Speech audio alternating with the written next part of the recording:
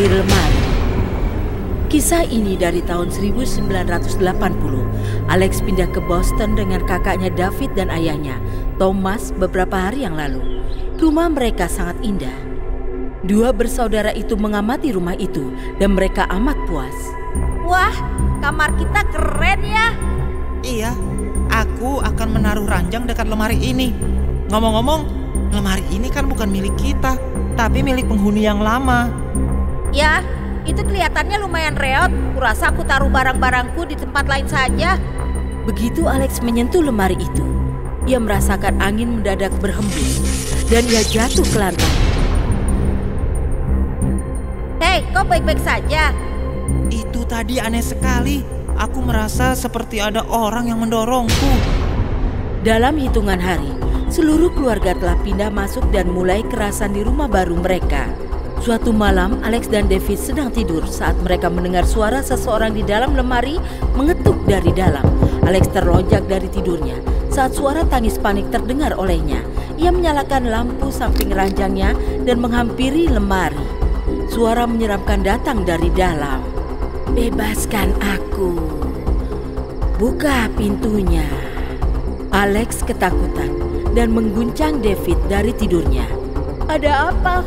David, di lemari ada orang di dalam memohon pada orang di luar untuk membuka pintunya.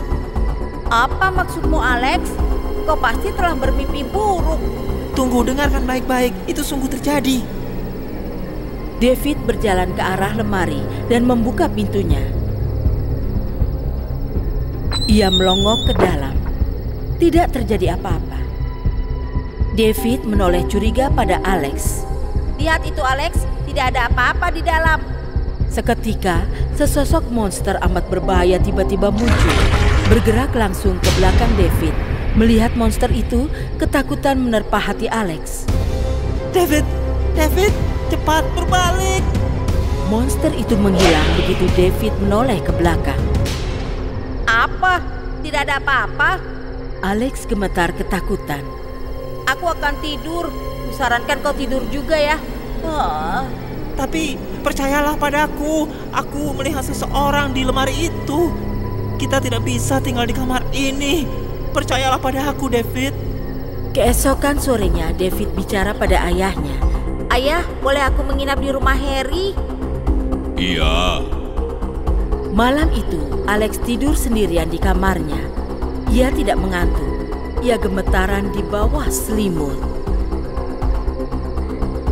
Hingga akhirnya ia jatuh tertidur. Dan saat itu ia tertidur nyenyak. Tapi ia terbangun oleh suara pintu lemarinya terbuka perlahan. Ia mengintip dari balik selimut dan amat ketakutan. Monster yang sama muncul tepat di depan wajahnya. Alex berteriak dan ia berusaha untuk lari dari kamar itu. Tapi pintu kamarnya tidak mau terbuka. Tinggalkan aku, tolong lepaskan aku mohon, tolong.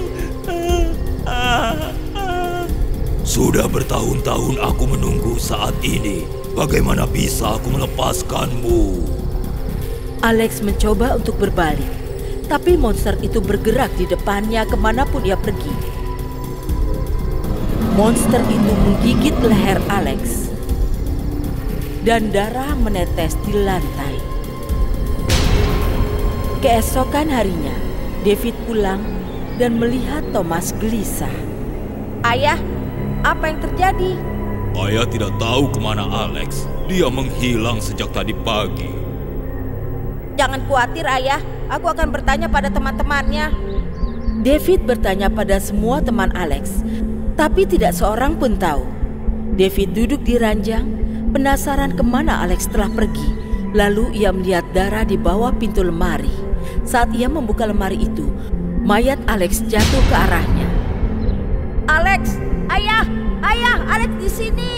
David dan Thomas terkejut bahwa Alex sudah tewas. Siapa yang melakukan ini pada anakku? Ayah, ingat apa kata pemilik lamanya?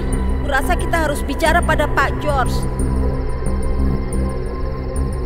Aku turut berduka tentang Alex. Pak George, apa kau tahu sesuatu mengenai lemari itu? George jadi agak gelisah. Itu dari zaman kakekku. Saat usiaku 20 tahun, konon ada momok dari seorang pembunuh berantai bernama Revin. Aku ingat dia datang ke rumah kami untuk bersembunyi dari polisi. Dia bersembunyi di lemari itu. Saat kakekku memergokinya, dia mengunci pintu lemari untuk mengurung si pembunuh. Tapi kakekku menderita demensia. Sebelum dia bisa memberitahu polisi, dia lupa bahwa dia telah mengunci Revin di lemari itu. Revin diam di sana selama 30 hari dan tewas.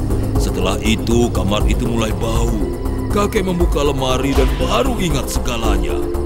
Pendeta menyuruh kami membakar jenazah itu, tapi kakek malah menguburnya. Setelah itu, kami tidak pernah menggunakan lemari itu. Itu berarti Revinlah yang membunuh Alex. Apa maksudmu, David? David memberitahu Thomas dan George tentang kejadian seperti mimpi buruk yang dialami oleh Alex dan dirinya. Kakek mengubur mayat itu di halaman belakang rumah. Mungkin kalau kita membakar kerangkanya, jiwanya mungkin akan menemukan kedamaian. Pembunuh Alex harus dihukum. George dan Thomas mulai menggali di halaman. David pergi ke kamar untuk menutup pintu lemari itu lagi. Kau tahu, berjaga-jaga si monster jangan keluar lagi. Tapi saat David memasuki ruangan, pintu ruangan tertutup. Dia lari melintas kamar untuk menutup pintu lemari. Tapi dia tersandung dan membentur dinding. Kepalanya kesakitan. Lalu, monster menyeramkan yang sama muncul dari dalam lemari di hadapannya. Mata merahnya menyeramkan, tubuh raksasanya berdarah-darah. David berteriak. Di luar, Thomas mendengar suara teriakan itu dan lari ke dalam. Monster itu mencekik leher David dan melemparkannya lagi. Thomas mengambil gada pemukul bisbol, menjebol pintu dan masuk. Ia menghantam ke arah si monster, tapi gada itu pecah jadi dua. Lalu si monster menghujamkan kuku-kuku runcingnya ke perut Thomas hingga tewas. Di luar, George tidak mempedulikan suara-suara teriakan dan menemukan tengkorak Revin. Ayah! David mulai menangis. Monster itu maju ke arahnya untuk membunuhnya. Tapi begitu ia sudah dekat pada David, monster itu mendadak terbakar. Di luar, George telah membakar tengkorak itu. Di dalam, monster itu hangus jadi asap dan lemari itu juga ikut terbakar. Kau telah kehilangan segalanya, David. Mulai sekarang kau adalah anakku.